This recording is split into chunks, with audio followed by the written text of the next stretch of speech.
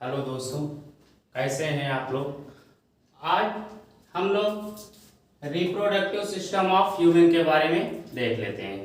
तो देखते हैं मानव जनन तंत्र के बारे में। तो जनन कहा किसे जाता है? तो जनन संतति उत्पन्न करने की जो प्रक्रिया होती है वही क्या कहलाती है? हमारा जनन कहलाता है। तो जनन में क्या होते हैं? कुछ तंत्र भी होते हैं, कुछ सिस्टम भी होते हैं जो क्या करते हैं? जनन में सहायता प्रदान करते हैं। तो आज हम लोग देखते हैं जनन, मानव जनन तंत्र में को दो भागों में बांट के पढ़ते हैं। एक पढ़ते हैं हम लोग नर जनन तंत्र यानी मेल रिप्रोडक्टिव सिस्टम, और दूसरा पढ़ते हैं फीमेल रिप्रोडक्टिव सिस्टम यानी कि मादा जनन तंत्र। उसके बाद हम लोग आते हैं, पहले नर जनन तंत्र में देख लेते हैं।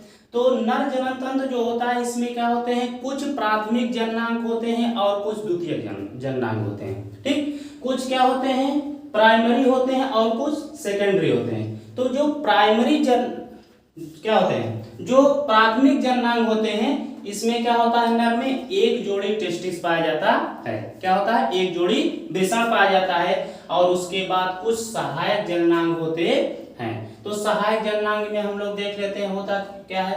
तो एक क्या होता है? वृषण कोष होता है, उसके बाद आदि वृषण होता है, फिर शुक्रवाहिनी होता है, शिश्न होता है, और कुछ जो है सहायक ग्रंथियां पाई जाती हैं जिसमें से दो ग्रंथियां हैं, एक है प्रोटेस्ट ग्रंथि और दूसरी है काउपर ग्रंथि।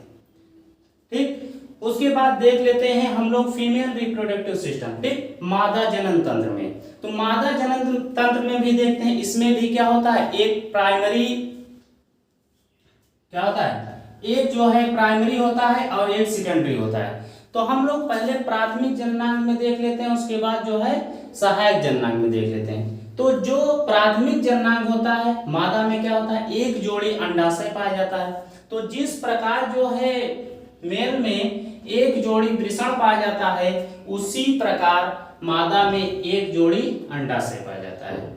उसके बाद इस मादा में भी क्या होते हैं? कुछ सहायक जननांग होते हैं। तो सहायक जननांग में हम लोग देख लेते हैं। तो सहायक जननांग में हो क्या जाता है?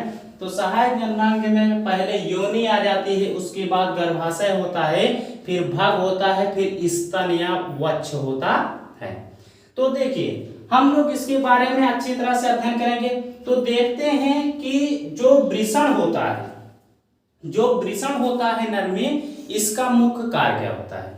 तो वृषण का मुख्य कार्य होता क्या है? तो वृषण का मुख्य कार्य होता है स्पर्म को बनाना। ठीक, और उसी प्रकार मादा में आते हैं। तो मादा में जो है अंडाशय का मुख्य कार्य क्या होता है या ओवरी का मुख्य कार्य क्या होता है? तो इसका मुख्य कार्य होता है ओवम का बनाना। तो दोस्तों आप लोगों से एक क्वेश्चन है, क्या मादा की ओवरी दोनों एक साथ कार्य करती है या एक एक करके कार्य करती है? तो इसको आप लोगों को कमेंट के माध्यम से बताना है। ठीक, तो आज की क्लास यहीं तक, बाकी कल मिलते हैं। जय हिंद।